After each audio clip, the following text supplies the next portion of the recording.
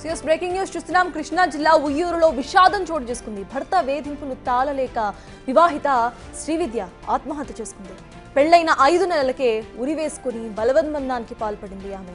శ్రీవిద్య ఓ private కాలేజ్లో లెక్చరర్గా పనిచేస్తూ ఉండగా ఆమె భర్త రాంబాబు విలేజ్ సర్వేయర్గా పనిచేస్తున్నాడు. భర్త పెట్టిన బాధలని శ్రీవిద్య సూసైడ్ నోట్లో వివరంగా రాసుకొచ్చింది.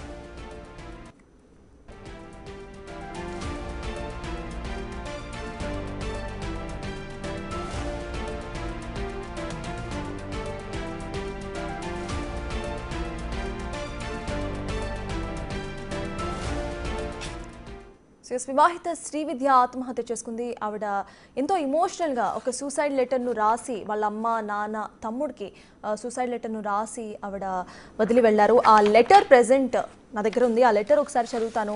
ఎంత ఇమోషనల్గా ఆవిడ రాశారనేది మీకు అర్థమవుతుంది. స్క్రీన్ మీద కూడా ఆ లెటర్ ప్లే అవుతోంది. సో అమ్మ, నేను ఇక ఉంటాను, నాకు ఇక బతకాలని లేదు. వీడు తాగొచ్చి ప్రతిసారి కొడుతున్నాడు.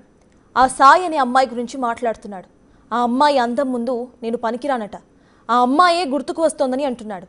ఈరోజు తాగి వచ్చి నా తలను మంచానికేసి కొట్టాడు. తలంతా నొప్పిగా ఉందమ్మా. వీపు మీద గట్టిగా గుద్దుతున్నాడు. అసలు నేనేం చేశానమ్మా? మంచిగా ఉండటం కూడా తప్పైపోయిందా? కానీ ఇలాంటి వాడి దగ్గర ఉండలేకపోతున్నా. మన ఇంటికి వచ్చి మిమ్మల్ని ఇబ్బంది పెట్టలేను. మంచాన్ని గట్టిగా గుద్దాడు. దాని కింద ఉన్న టైల్స్ కూడా పగిలిపోయాయి. వాడిని మాత్రం అస్సలు వదలద్దు. వాడి అమ్మా నాన్నల్ని మాత్రం వదలద్దు. ఇది తను రాసిన లెటర్లో ఫస్ట్ పేజ్లో ఉన్న మొత్తం కూడా. ఇక సెకండ్ పేజ్ టూ పేజెస్లో ఆవిడ లెటర్ రాశారు. డోర్ కూడా గట్టిగా గుద్దుతున్నాడు. నన్ను కూడా గట్టిగా కొడుతున్నాడు. నా జుట్టు పట్టుకొని గట్టిగా లాగుతున్నాడమ్మా. తల చాలా నొప్పిగా ఉంది. నన్ను పట్టుకొని లాగి నా డ్రెస్ చింపేశాడు. మీరు జాగ్రత్త. ప్రతిసారి నన్ను నాన్నని తిడుతున్నాడు. నాన్న జాగ్రత్త. నాన్న, నువ్వంటే నాకు చాలా ఇష్టం. నువ్వు ఉన్నావన్న ధైర్యంతోనే చదువుకునే వయసులో పొగరుగా ఉండేదాన్ని. పేపర్స్ కరెక్షన్ చేస్తూ ఉంటే తీసుకొని విసిరేశాడు. కాలేజ్ వాళ్లకు పేపర్స్ ఇచ్చేయండి. నా తాళి బీరువాలో ఉంది. అరే జాగ్రత్తరా.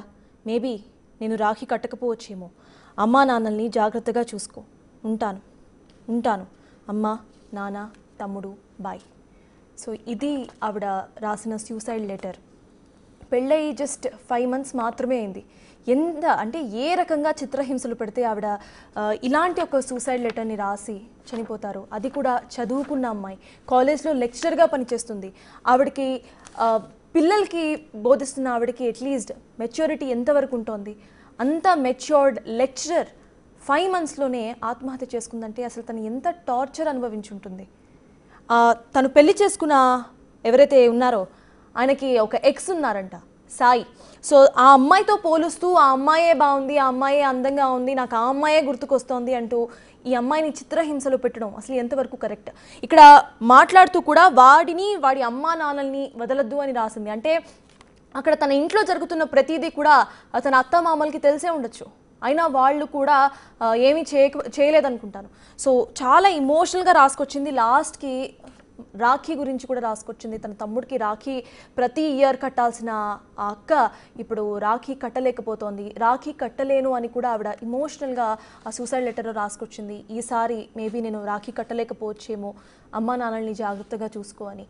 తను ఇంకొక పాయింట్ కూడా రాసింది. నాన్న, నాకు మీరంటే చాలా ఇష్టం, మీరున్నారనే ధైర్యంతోనే కాలేజ్ వయసులో చాలా పొగరుగా ఉండేదాన్ని అని రాసుకొచ్చింది. చదువుకున్న అమ్మాయి, ఒకప్పుడు ఇండిపెండెంట్గా ఉన్న అమ్మాయి, ఇప్పటికీ కూడా ఇండిపెండెంట్గానే తన కాళ్ళ మీద తను నిలబడుతోంది. తను జాబ్ చేస్తోంది, ఒక కాలేజ్లో లెక్చరర్గా పనిచేస్తోంది. అయినా కూడా తనని వేధించి చంపేశారు. ఇది సూసైడ్ అనాలా లేకపోతే ఇంకేమైనా అనాలా?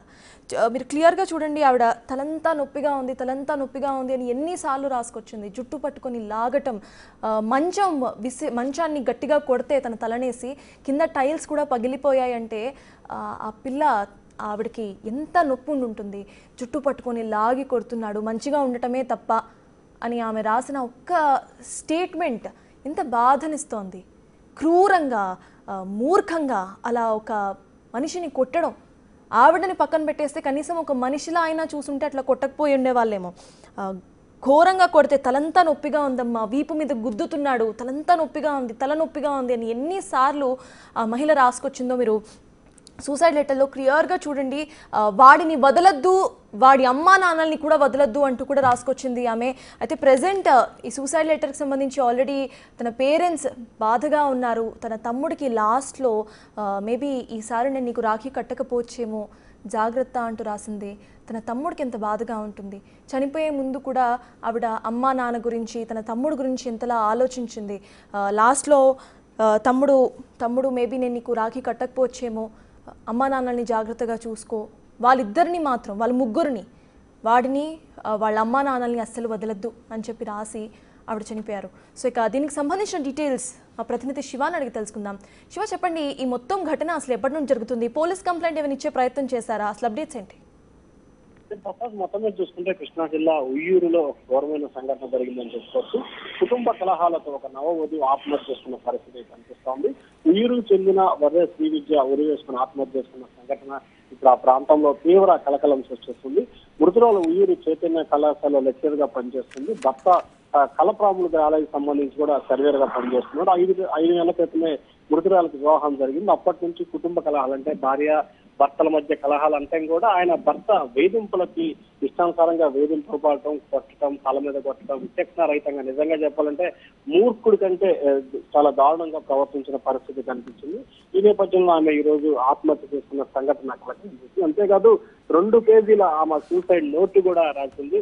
తనను ఏ రకంగా చిత్రహింసలు పెట్టాడు, ఏ రకంగా ఇబ్బందులు పాలు చేశాడు, తాను ఏ రకంగా మానసిక క్షోభను అనుభవించాను, అలాగే ఖచ్చితంగా అతన్ని వాళ్ళ తల్లిదండ్రులను ఇద్దరిని ఎట్టి పరిస్థితుల్లో వదిలిపెట్టద్దు, ఉపేక్షించద్దు, దీనికి వాళ్ళే బాధ్యత తీసుకోవాలి, వారే బాధ్యులు అని చెప్పి కూడా ఆమె లేఖలో పేర్కొన్న పరిస్థితి అనిపిస్తోంది. ఇప్పటికే పోలీసులు కేసు నమోదు చేసి దర్యాప్తు చేస్తున్నారు. ప్రస్తుతం భర్తని అదుపులో తీసుకొని విచారిస్తున్నట్టు తెలుస్తోంది. ప్రస్తుతం మృతదేహానికి సంబంధించి ఉయ్యూరు ప్రభుత్వ వైద్యశాలలో కూడా పోస్ట్ మార్టం నిమిత్తం ఆసుపత్రిలో మరికొద్ది సేపట్లోనే పోస్ట్ మార్టం చేసేందుకు కూడా అధికారులు ఏర్పాట్లు చేస్తున్న పరిస్థితి కనిపిస్తోంది. నవవధువు అంటే దాదాపుగా చదువుకున్న అమ్మాయి, కళాశాలలో లెక్చరర్ గా పనిచేస్తున్న ఒక అమ్మాయికి సంబంధించిన వివాహిత పట్ల భర్త ఏ రకంగా క్రూరంగా ప్రవర్తించాడో, ఏ రకంగా చిత్రహింసలు గురి చేశాడో కళ్ళకు కట్టినట్టు ఆమె రాసిన లేఖ ఆ ప్రాంతవాసులతో పాటు అందరికి కూడా కంటతడి తెప్పించే పరిస్థితి కనిపిస్తా ఉంది. తనకే నేలకేసి బాస్తే మార్బుల్ సైతం పగిలిపోయినంటే అతను ఏ రకంగా వ్యవహరించాడో మనం ఇక్కడ అర్థం చేసుకోవచ్చు. ఈ ఘటనకు సంబంధించి కూడా పోలీసులు పూర్తి స్థాయిలో విచారణ చేస్తున్నారు. పైగా ఆమె చివరి కోరిక అనుకోవచ్చు, లేకపోతే అతనికి శిక్ష అనుకోవచ్చు. అతను ఆమె తల్లిదండ్రులు ముగ్గురిని కూడా ఎట్టి పరిస్థితుల్లో వదలొద్దు, విడిచిపెట్టద్దు, అలాగే తమ్ముడికి చివరిసారిగా ఈ సంవత్సరం రాఖీ కట్టలేకపోతున్నాను, అమ్మా నాన్నని జాగ్రత్తగా చూసుకో, నువ్వు హ్యాపీగా ఉండని చెప్పి ఆమె భాష అంటే ఒక శోక సముద్రంలో ఆమె లేఖ రాసిన పరిస్థితి కనిపిస్తామని చెప్పాలి. శివ, అక్కడ ఇంటి చుట్టుపక్కల ఉన్న వాళ్ళు కానివ్వండి, లేకపోతే తనకు సంబంధించిన ఫ్రెండ్స్కి కానివ్వండి, ఎప్పుడైనా అమ్మాయి తను పడుతున్న వేదన గురించి చెప్పిందా, లేకపోతే ఎవరన్నా అంటే పోలీసులను సంప్రదించడం కానివ్వండి, అట్లా ఏమైనా చేశారా? ఇప్పటివరకు ఆమె ఎవరితో సంప్రదింపులు జరపలేదు. 2 నెలల క్రితం మాత్రం తల్లిదండ్రులకి ఆమె పడుతున్న కొంత ఇబ్బందిని చెప్పినట్లు కూడా తెలుస్తుంది. అయితే పెళ్ళైన కొత్తల్లో, అలాగే ఇప్పుడు జనరేషన్ కూడా కొంత చిన్న వివాదాలు వస్తుంటాయి. సర్దుకు పొమ్మని చెప్పి కూడా తల్లిదండ్రులు అయితే చెప్పిన పరిస్థితి కనిపిస్తుంది. కానీ తల్లిదండ్రులకు చెప్పిన తర్వాత కూడా ఇంకా భర్త వ్యవహరిస్తున్న తీరు చాలా కఠినంగా కూడా మారిన పరిస్థితి కనిపించింది. పైగా వివాహానికి ముందు అతనికి ఒక మహిళతో సత్సంబంధాలు కొనసాగటం, తరచు ఆమెని కోల్చి ఉండటంతో కూడా ఏమాత్రం కూడా జీర్ణించుకోలేని పరిస్థితి ఆమెకు ఏర్పడింది. మొత్తం మీద చూసుకుంటే ఆయన చేస్తున్న వేధింపుల వల్ల కావచ్చు, లేకపోతే ఆయన వ్యవహరిస్తున్న తీరు వల్ల కావచ్చు ఆత్మహత్య చేసుకుంది. కానీ గతంలో తల్లిదండ్రులకు చెప్పినప్పుడైనా ఖచ్చితంగా ఏదన్నా అప్పుడు వాళ్ళు ఒక ప్రయత్నం చేస్తుంటే ఈ రోజు ప్రాణం ఉండేదని చెప్పి కూడా సన్నిహితులు అయితే వాపోతున్న పరిస్థితి కనిపిస్తా ఉంది. అలాగే కళాశాలలో పనిచేసే సమయంలో కానీ లేకపోతే మిగిలిన ఎవరు కూడా ఆమె ఇంట్లో జరుగుతున్న సంఘటనల్ని ఎవరికి కూడా ఇప్పటిదాకా చెప్పుకున్నట్లు కూడా సన్నిహితులు కానీ లేకపోతే కళాశాల సిబ్బంది కానీ చెప్పిన పరిస్థితి కనిపించట్లేదు చెప్పాలి. Thank you Shiva. సో ఒక ఇమోషనల్ లెటర్ రాసి చనిపోయారు ఆవిడ. జస్ట్ శ్రీవిద్య తన పేరు. జస్ట్ వాళ్ళ హస్బెండ్ చేస్తున్న వేదన తట్టుకోలేక ఆవిడ చనిపోయారు. ఆల్రెడీ వాళ్ళ అమ్మ నాన్నలకు చెప్పినట్టుగా తెలుస్తోంది. అమ్మ నాన్నలకు చెప్పిన ఇవన్నీ కామనే, జాగ్రత్తగా ఉండు అని చెప్పడంతో పోలీస్ కంప్లైంట్ వరకు కూడా ఆ అమ్మాయి వెళ్ళలేదు. శ్రీవిద్య ఇంట్లోనే ఉండి ఎప్పటికో ఒకప్పుడు తన భర్త మారుతాడు, తన భర్తకు అర్థమవుతుంది అని ఏమీ మాట్లాడకుండా అలానే ఉండిపోయింది.